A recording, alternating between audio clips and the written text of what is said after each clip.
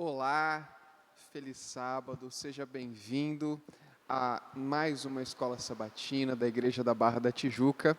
Eu me chamo Fernando Lorca e é um prazer estar com você aí na sua casa, estar com a sua família. Hoje nós estamos com um convidado muito especial ao meu lado, que é o meu amigo José Alberto Pereira. E eu gostaria que ele falasse um pouquinho, desse um oi para o pessoal que está acompanhando a gente aqui.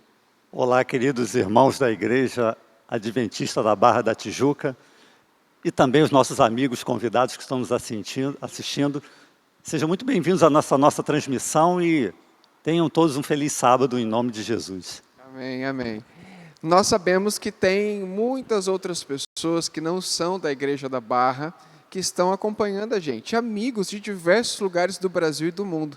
E para isso eu quero chamar a Tuiane Azevedo, que é a nossa mediadora, que vai falar um pouquinho sobre o pessoal que está acompanhando a gente. Por favor, Tuiane.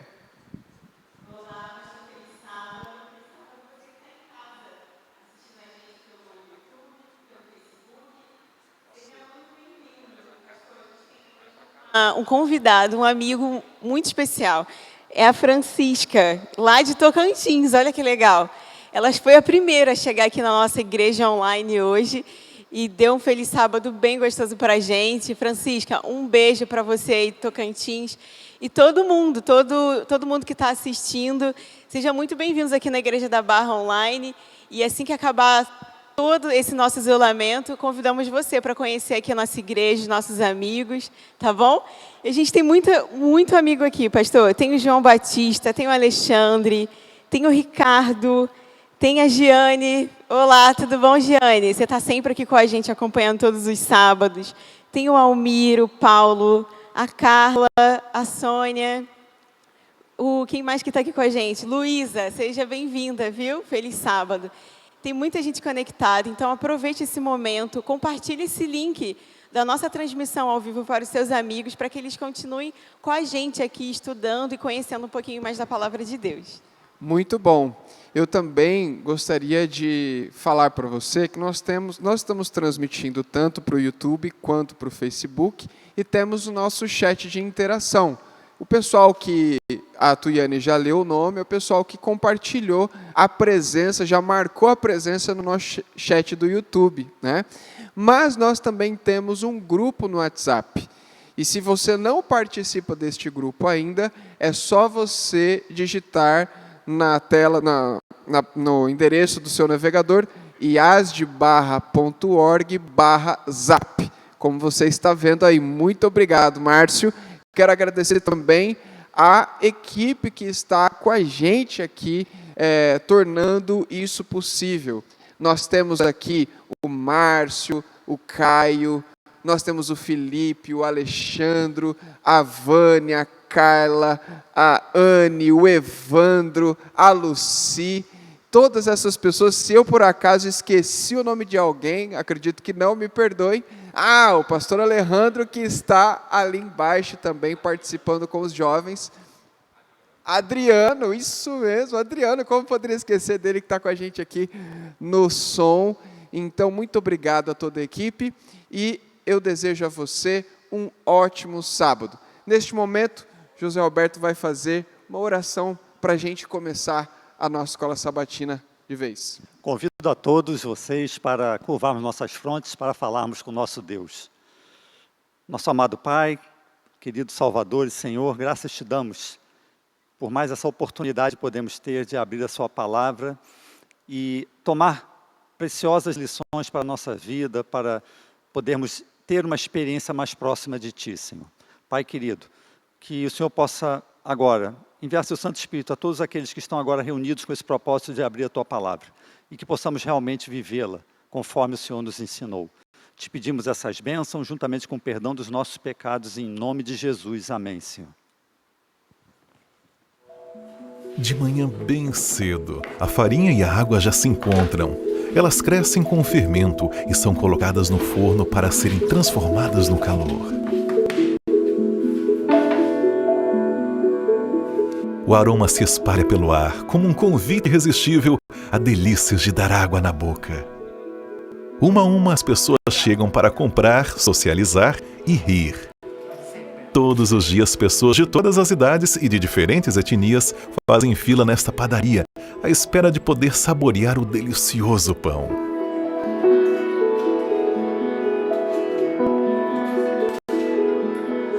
Fazer pão exige tempo e paciência.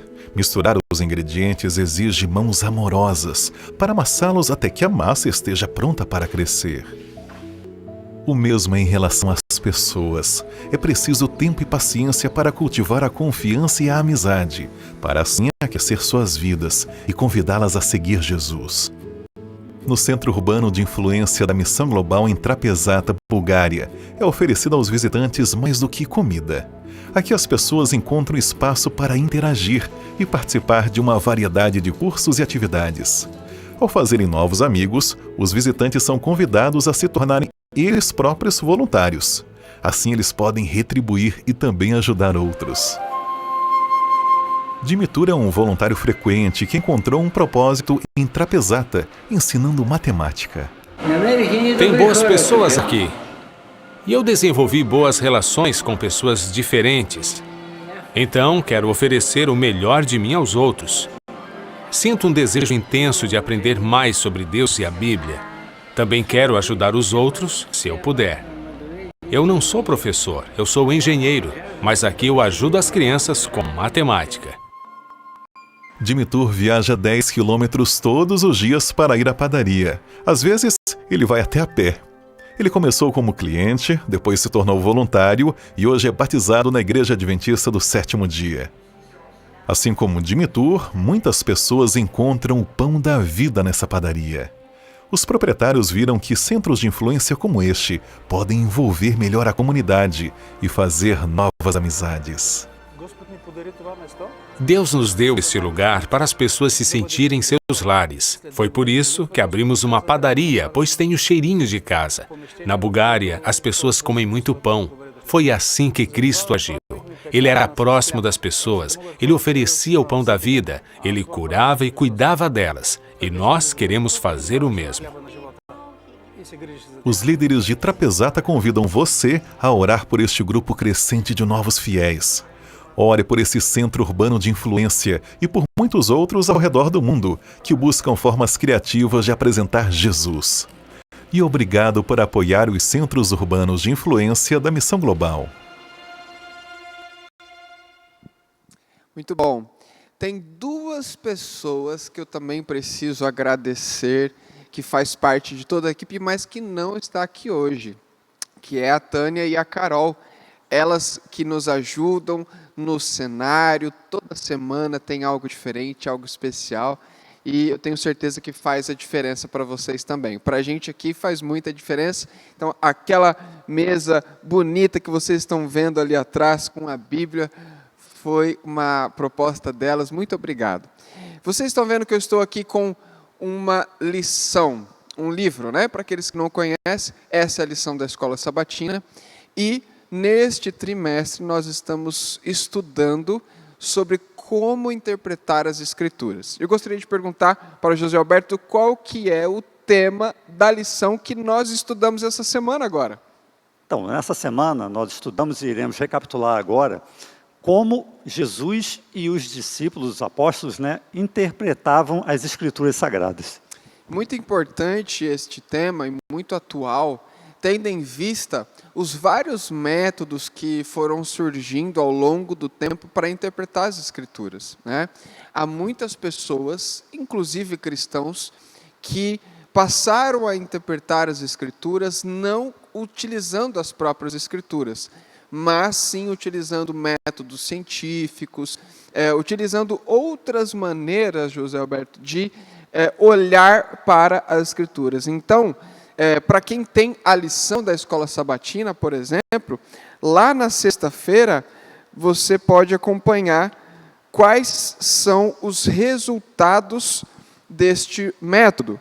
Por exemplo, na sexta-feira, na pergunta 2, diz que muitos estudiosos bíblicos modernos vão tão longe em seu ceticismo que chegam mesmo a negar algumas verdades bíblicas. Por exemplo, o fato de rejeitarem a criação como sendo literal em 6 dias e colocarem esses dias como se fossem bilhões de anos, o fato de recusar a existência literal de Adão e Eva e considerar isso como um mito, como um jeito de contar a história humana, e mesmo desconsiderar o pecado, também repudiando o dilúvio, não considerando o dilúvio como algo real, como fato real, como algo sobrenatural e universal, rejeitando também a existência literal de Abraão, a história de Davi, por exemplo, o Êxodo, né?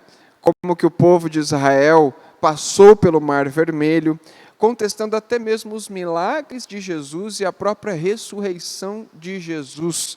José Alberto, eu fico pensando que isso não está muito longe de nós, né? Sem dúvida, isso aí, eu acredito que atinja em vários segmentos da nossa vida. Se a gente for avaliar bem, quem numa faculdade não passou por experiências de contestação em relação àquilo que você acreditava, sua fé, círculos de amizades no trabalho, isso é uma coisa comum. Mas o que a gente entende é que a palavra de Deus, ela não é para ser explicada. A palavra de Deus, ela explica aquilo que nós estamos vivendo nesse mundo e estamos assistindo à nossa volta. E uma coisa que é importante é que a gente verifica que, às vezes, a Bíblia é transformada pelo homem num documento que, ao invés de ser a visão de Deus a respeito do homem, passa a ser a visão do homem a respeito de Deus. Então, quer dizer, inverteu o valor, né? Na verdade, a Bíblia, ela é que é a nossa visão, a visão que Deus tem da humanidade. É como se a Bíblia ela fosse um óculos que nos ajuda a enxergar a realidade e a vida, como ela é, como nós existimos, né? Exatamente.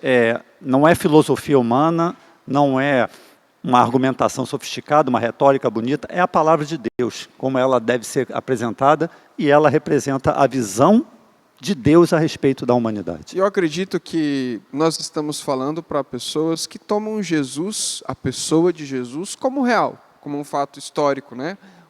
Jesus realmente existiu, esteve aqui na Terra e é o nosso Salvador. Partindo desse pressuposto, nós podemos olhar para Jesus e para os apóstolos que aprenderam com Jesus como interpretar as Escrituras. Eu acho que se tem alguém que pode nos ensinar a interpretar as Escrituras, esse alguém é o próprio Jesus. Temos que seguir o mestre, não é? E vamos entender, através do estudo dessa semana, nessa recapitulação, como esses personagens, Jesus e os apóstolos, entendiam, interpretavam e aplicavam em suas vidas a palavra de Deus, as Escrituras. Certamente, se nós tomarmos Jesus como nosso exemplo de intérprete das Escrituras, nós não erraremos, né? Eu acredito que a maior dificuldade não está aí, né, José? A maior dificuldade está, de fato, em viver as verdades que Jesus trouxe, porque elas nos confrontam. E eu gostaria de fazer a primeira pergunta do nosso bate-papo aqui, da nossa lição, e essa pergunta eu não faço só para você, José. Essa pergunta eu faço para todos que estão nos acompanhando também. Eu gostaria que você participasse com a sua resposta, com o seu comentário, escrevesse no grupo do WhatsApp, no chat do YouTube, a resposta à seguinte pergunta. Nós vimos que Jesus, no início do seu ministério público, depois do seu batismo, ele vai para o deserto, lá em Mateus, no capítulo 4. E lá, no deserto, após 40 dias sem comer, 40 dias de jejum, Satanás, na figura de um anjo de luz, chega até Jesus e faz alguns questionamentos. E ele questiona, é bem interessante, algumas coisas que ele questiona, a gente vai falar sobre isso daqui a pouco, né? Mas a Bíblia chama isso de tentação. Satanás tenta Jesus. Ele procura levar Jesus a fazer alguma coisa.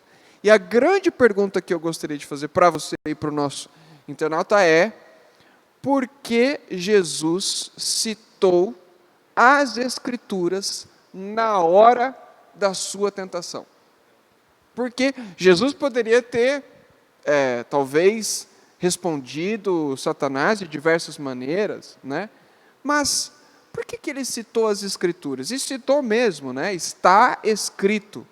Por que ele fez isso? Vou responder agora, mas vocês, amigos que estão assistindo, vão pensando aí e respondam com as suas próprias palavras. Eu entendo que, primeiramente, Jesus quis dar o exemplo, né? Porque, às vezes, a gente tenta arrumar uma solução tirada da nossa ideia, da nossa cabeça, do nosso raciocínio, da nossa inteligência, vamos dizer assim, e Jesus resolveu usar aquilo que ele considerou como a sua principal matéria-prima no trabalho, na sua experiência como missionário aqui na Terra, a palavra de Deus. A principal não foi investimentos poderosos, assim, templos magníficos, ostentação. Não, ele usou a simples e eficaz palavra de Deus. E ele usou de uma maneira bem inteligente, assim, interessante. Você vê que ele falava sempre para Satanás assim, está escrito, e não falou que foi escrito ou será escrito. Não foi algo no passado ou algo que vai estar no futuro. Ele falou, está escrito, é presente, é algo vivo que está agora aqui à nossa disposição e estava à disposição de Jesus também. É interessante, nós vemos então que Jesus, ele usou as Escrituras para responder à tentação. Ou ele usou as Escrituras até mesmo para resistir à tentação. Isso me faz lembrar de um texto de Tiago, se não me engano, capítulo 4, versículo 7, versículo 8, alguma coisa assim, que diz, resisti ao diabo e ele fugirá de vós. E a gente vê o poder que a palavra de Deus tem.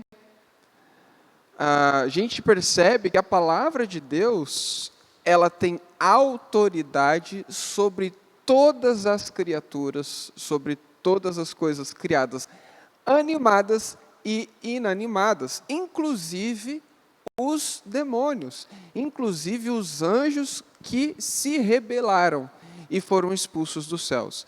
Até mesmo estes anjos, eles reconhecem a palavra de Deus como autoridade. Fosse contrário, Satanás não teria saído de lá. Sem dúvida, se a palavra de Deus não tivesse o poder e a autoridade que ela possui, o inimigo não seria, vamos dizer assim, confrontado e não seria, vamos dizer assim, afastado, se fugiria daquela tentação, daquela situação. Eu acredito que, além do exemplo, Jesus ele está ensinando para nós como podemos resistir às tentações, como podemos passar pelas tentações, né? Porque as tentações elas vêm e de fato todo ser humano em algum ponto ou outro será tentado, porque sabemos que o inimigo estuda a nossa personalidade para nos atacar no nosso ponto fraco. E Jesus ele está trazendo uma segunda lição aí, né? Além do exemplo, que é justamente como resistir à tentação, que é através da palavra de Deus. Estando ligado e apegado à palavra de Deus, né? Não é apenas um conhecimento intelectual da palavra, né? Sair memorizando e sair repetindo conforme a situação, mas é ter um entendimento de como ela se aplica e como ela deve ser vivida em sua experiência diária. Isso você falou uma coisa bem interessante, porque a Bíblia não menciona, mas nós imaginamos que Jesus não levou o rolo das Escrituras para o deserto, né? E quando Satanás ele questionou Jesus se ele era realmente o Filho de Deus, Jesus não pediu assim, não, peraí, deixa eu só ver aqui onde que está escrito, né? Porque eu preciso te responder. Não, ele cita algo que está no coração dele. Ele tira de onde ele havia guardado. Ele não guardou em cima de uma mesa na sala, ele guardou dentro do seu coração. E ali ela estava pronta para ser utilizada conforme a necessidade, no momento oportuno. Isso me faz lembrar um salmo, Salmo 119, não me recordo do versículo, acho que é o versículo 11, que diz, guardo no coração as tuas palavras para não pecar contra ti. Eu gostaria de saber, Tuiane, se o pessoal já está participando com a gente, como que está, o pessoal está mandando as respostas, qual a opinião deles?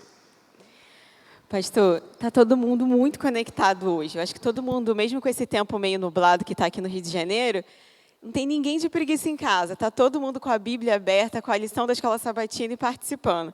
E a nossa primeira pergunta foi, né? Por que Jesus citou as Escrituras na hora da sua tentação? E tem muita gente respondendo aqui, ó. A primeira resposta que a gente recebeu foi do Almir. Sabe o que o Almir respondeu? Ele falou assim, ó. Porque ele é a verdade, é a palavra e a vida eterna. Já a Mônica, ela falou que, para que aconteceu isso tudo com Jesus, né? Para que ele mostrasse que ele era a palavra viva. E também temos a Sueli Vitorino, que está participando, ela é da Igreja de Vila Isabel, aqui do Rio de Janeiro. Ela falou para confiar toda a autoridade do seu Pai. E também temos o Luiz Marcos, que ele falou assim, porque a arma de guerra para vencer a tentação é a palavra de Deus. Por isso que na hora lá da tentação, Jesus citou várias palavras das Escrituras. É isso, pastor. Nossos alunos estão com nota super 10 aqui hoje. Muito bom, muito Gostando bom. de ver a participação, hein? O Luiz Marcos tocou num ponto que eu acredito que seja até a quarta lição, né? Todas as pessoas que falaram foi muito legal, mas só assim, mencionando uma das respostas que a Tuiane trouxe para a gente, é justamente da palavra de Deus, das Escrituras, ser uma arma. Isso é uma coisa que Jesus disse, né? Eu não vim para trazer paz, eu vim para trazer espada. É uma coisa bem interessante. E é uma coisa também que Paulo esclarece como a Bíblia é uma espada. Eu me recordo, por exemplo, quando ele lá em Efésios, no capítulo 6, ele vai falar da armadura de Deus, e ele fala que a nossa luta não é contra a carne e o sangue, mas sim contra as potestades e principados do mal. Isso significa, Gilberto, que Jesus, ele não usou as Escrituras como uma espada contra as pessoas, Sim, isso é mas muito sim importante. contra o mal. Muito importante, né? Porque desde o princípio, a palavra de Deus fala que o nosso inimigo não é o pecador. Porque senão nós mesmos seríamos lutando contra nós, porque todos nós somos pecadores. O nosso verdadeiro inimigo é o pecado. E o originador de todo o pecado. Né? Os anjos caídos que se rebelaram lá no céu desde o início e que estão aqui agora para tentar destruir a maior preciosidade de Deus, que é a sua criação, que somos nós. Então nós devemos usar a palavra contra o pecado, não contra o pecador. Né? Contra o mal. Contra o mal, né? Contra a origem do mal. Né? Também. Eu gostaria, nesse momento, então, de fazer um convite para você que está participando com a gente. Uma reflexão, né? Uma pausa em todas essas lições que a gente está tendo, uma reflexão, que é o tempo em que nós estamos vivendo. Né? O tempo de hoje é o momento de fazer como Jesus fez, de guardar a palavra no coração. Porque a tentação, ela não marca a hora para nos assaltar. Né? Satanás, ele não combina com 10 horas da manhã, eu vou vir aqui, viu? Não. A tentação, ela acontece no momento, aparentemente, da nossa maior fragilidade. E se nós temos algo dentro do nosso coração, nós podemos, então, enfrentar o tentador com o está escrito.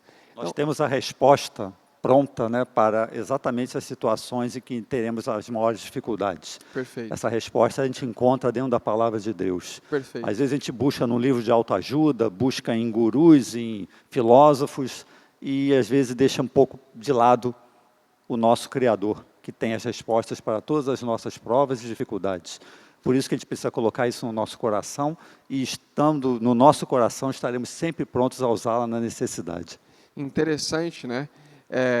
Porque isso que você falou, Jesus, ao citar as Escrituras, ele mostra que a palavra de Deus, ela tem poder sobre o mal.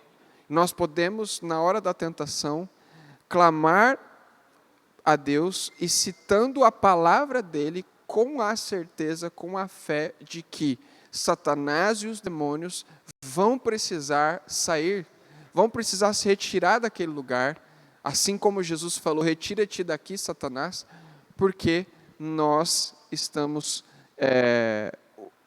usando a palavra de Deus no sentido de defesa ou de ataque, porque ela tem a autoridade. Só para ilustrar para você, meu amigo que está nos assistindo, o poder dessa palavra, basta você olhar para o céu, para o universo, para tudo que foi criado. Não foi pelas mãos, foi pela palavra, né? A palavra de Deus fez tudo surgir. Perfeito. E os de onde nada existia, tudo surgiu. E os demônios e o mal precisam reconhecer isso.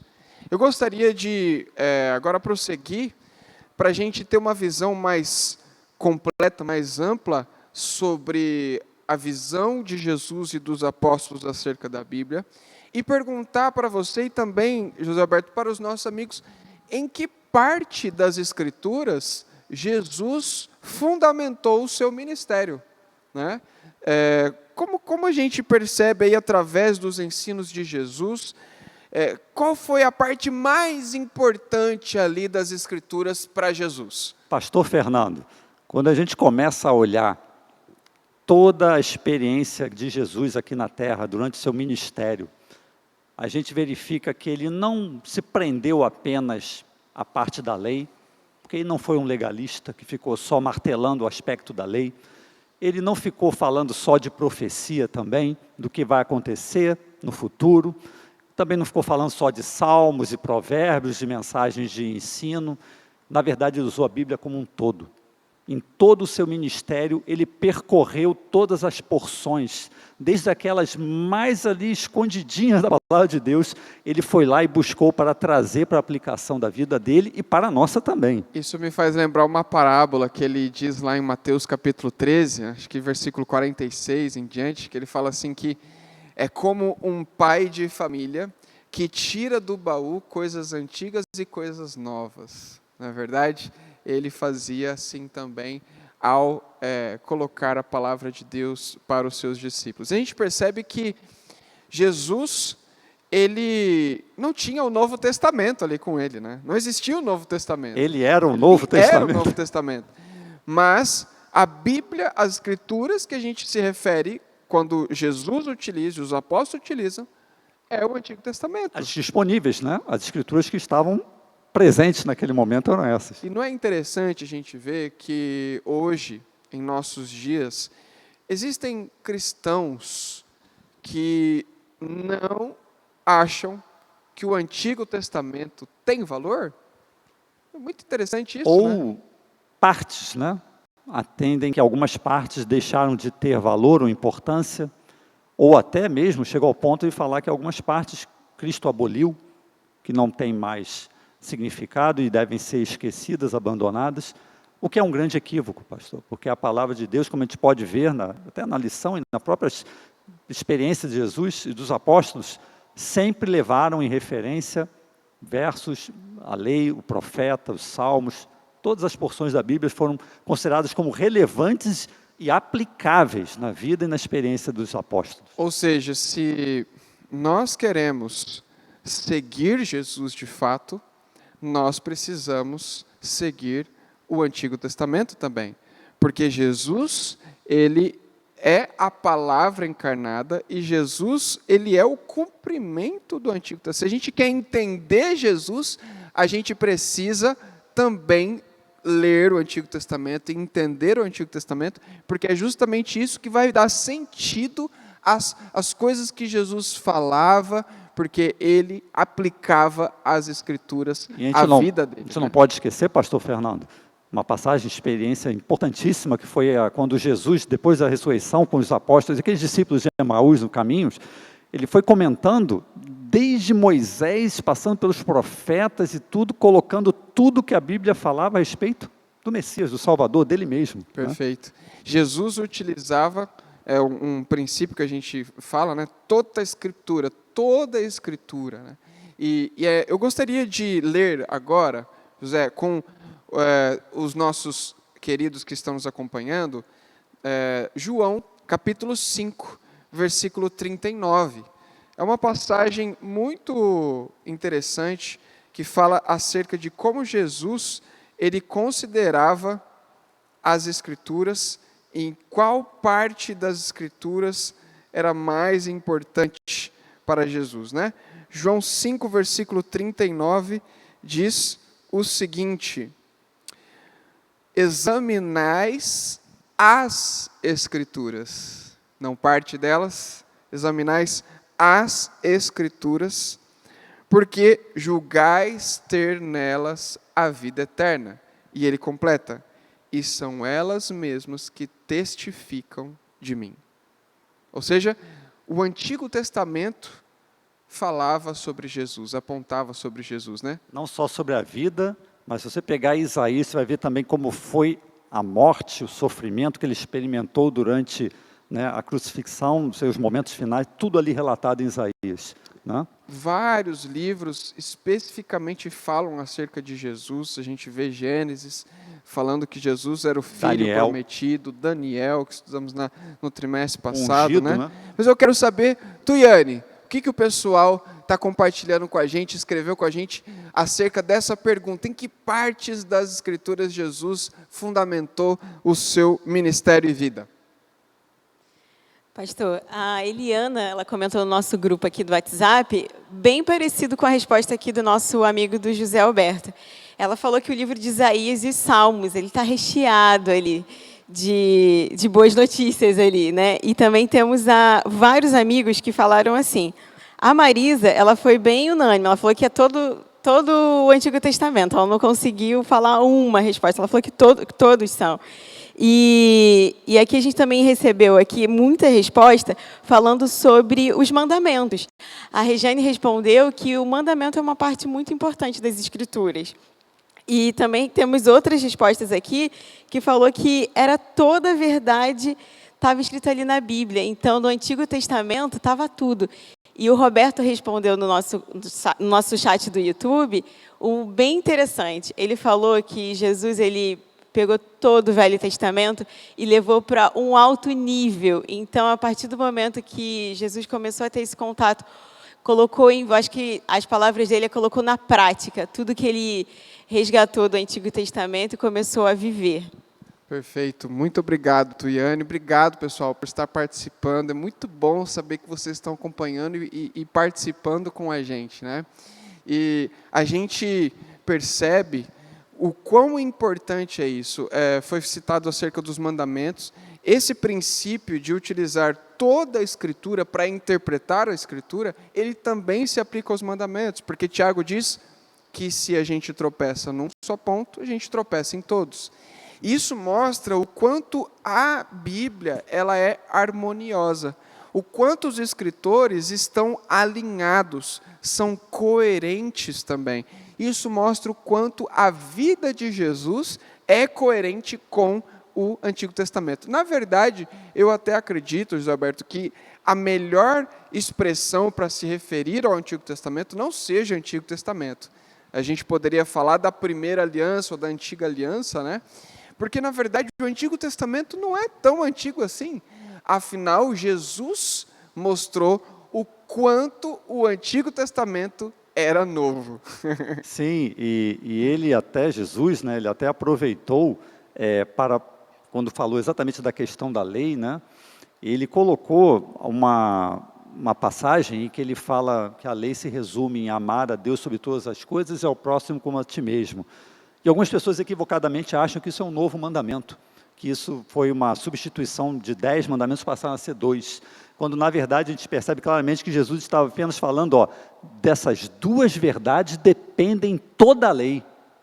Toda a lei está fundamentada nessas 2 verdades. Então a lei, os 10 mandamentos, o princípio é esse, o amor a Deus e o amor ao próximo. E quando a gente vê os 10 mandamentos, nada mais é que um reflexo desse princípio, né? Perfeito, perfeito. Ou seja, se a vida de Jesus, o ministério dele, estava fundamentado nas Escrituras, na palavra, no Antigo Testamento, como a gente chama, isso significa que a vida de Jesus e o ministério dele estava fundamentado no amor. E aí a gente vê a submissão dele ao Pai e como ele amava e tratava as pessoas que estavam ao seu redor também. Como Jesus colocou, esse era o fundamento de toda a lei e dos profetas, o amor. E a criação de Deus também foi um ato de amor. Sim. A criação do universo, a criação do homem, foi um ato de amor, e é um ato de amor que se traduz ao longo de todo o livro da Bíblia.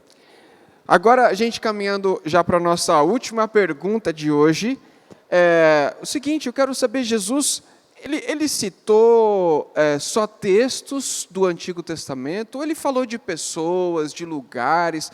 Como Jesus considerava as pessoas, os personagens que passaram ali pela história das Escrituras? Por exemplo, Adão, Davi, Noé. Como que foi isso? Mais importante ainda do que até os próprios personagens, né? O contexto, os acontecimentos que envolviam a história desses personagens, né? Antes de você continuar, eu quero até fazer uma pergunta para o nosso pessoal aqui, que é o seguinte: você se lembra de algum livro que Jesus citou como referência para ensinar alguma coisa?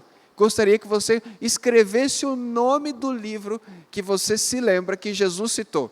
Escreve, que a Tuiane daqui a pouco vai entrar com a gente. Tecla aí que daqui a pouco a gente vai compartilhar com todo mundo. Pode continuar, pode continuar. Bom, então, colocando essa questão do que Jesus citava, não só os personagens, como também os acontecimentos que rodeavam a vida dessas pessoas, né?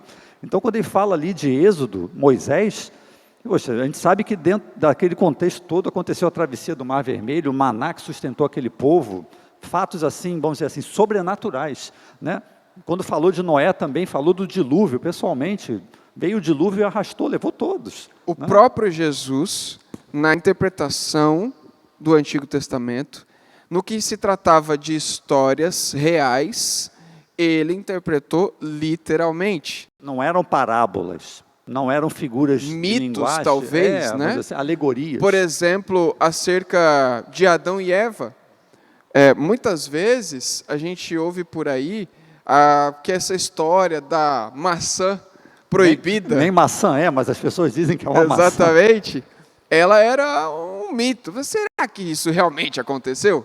E é interessante a gente ver lá em Mateus, por exemplo, no capítulo 12, versículo 3 e 4, Marcos, capítulo 10, versos 6 a 8, e diversas outras passagens, mas algumas passagens específicas, na verdade, o que eu queria citar era Mateus 19, verso 4 e 5, que para Jesus, quando ele vai tratar acerca do casamento e do divórcio, ele toma Adão e Eva como pessoas reais. E ele diz assim, como eles se uniram o e se homem tornaram uma deixará só carne. seu pai e sua mãe, né, e se unirá a sua esposa como uma só carne, né? Ele não apenas cita Gênesis capítulo 2, versículo 24 e 25, como ele também reconhece que Adão e Eva de fato existiram. Seres históricos, né, que tiveram seu posicionamento na história da humanidade. Né? Perfeito. Você se lembra de alguma outra pessoa? Abraão, Davi, Noé, Jó. Eu me lembro de Jesus em João, no capítulo 8, verso 58, dizendo: antes que Abraão existisse, eu sou. Muito, muito importante a gente entender que Jesus olhava para as Escrituras como sendo reais, literais, como sendo verdadeiras, fidedignas, né? Os profetas, Jesus cita em Mateus 24 as profecias de Daniel, e ele fala da abominação, né? Cita ali Daniel 9, reconhecendo que Daniel foi um profeta verdadeiro, que ele existiu e que ele apresentou aí predições sobre os reinos terrestres. Sem dúvida. E outra coisa importante, a gente fala dessa relação com base no que da antiga aliança, vamos dizer assim, mas o próprio Jesus também deu autoridade, credibilidade para a palavra que viria a ser escrita pelos apóstolos depois. Perfeito. Né? Porque ele não só credenciou a antiga aliança, como deu o aval para aquilo que os apóstolos diriam. Isso está até em Lucas 10, capítulo 16, quando ele falou para os seus discípulos: quem vos der ouvidos, ouve-me a mim, e quem vos rejeitar, a mim me rejeita. Então, aquilo que os apóstolos e os discípulos iriam escrever depois, no Novo Testamento, Jesus já estava dizendo: essa é a minha palavra também. Quem ouvir o que eles escreverem, vão estar ouvindo eu falar. Muito bom. Gostaria de saber se a Tuiane tem alguma alguma resposta aí dos internautas, Tuane, acerca dessa pergunta de algum livro que eles se lembram que Jesus citou e usou como referência? Pastor, deu um empate aqui, sabia? Ficou aqui, a galera ficou com Isaías e Gênesis. Eu acho que esses 2 livros, eles são muito importantes e que Jesus citou bastante. Então, todo mundo aqui, olha, a Gabi, a Mônica, todo mundo aqui está falando basicamente desse. Então, acho que deu um empate aí entre Gênesis e Isaías, que esse livro foi bastante importante nas citações de Jesus. Muito bom, muito bom. Olha, é um prazer participar com vocês. Nós já estamos chegando ao fim da nossa escola sabatina, mas passou rápido, né, Alberto? Mas eu tenho uma surpresa para você que nos acompanhou até agora.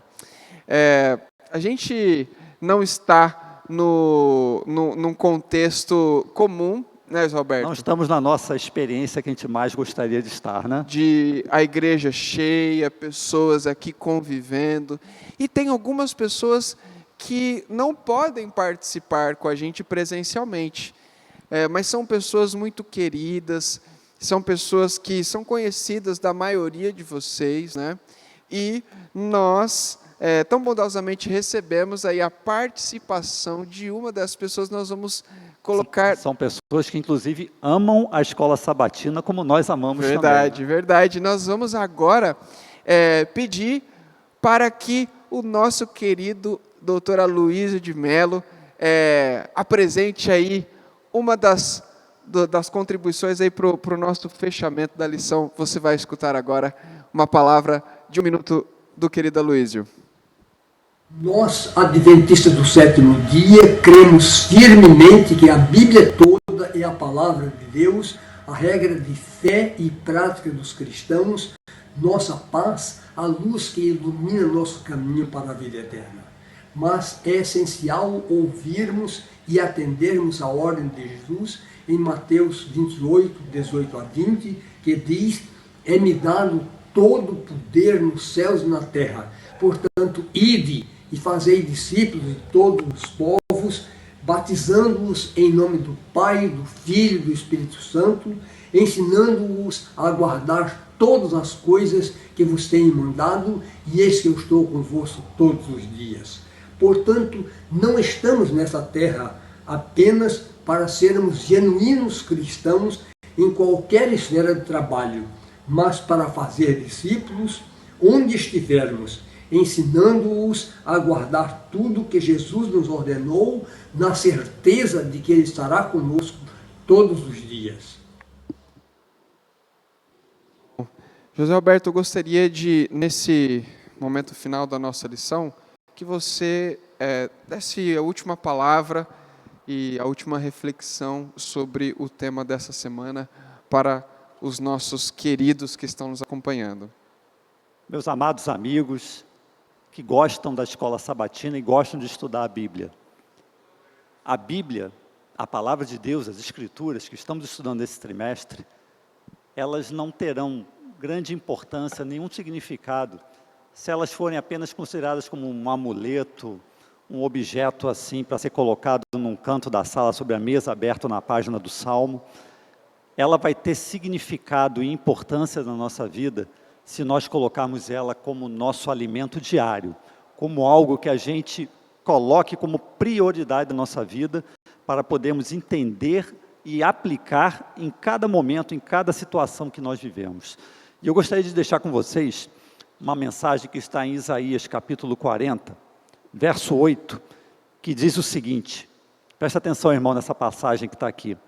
Seca-se a erva e caem as flores.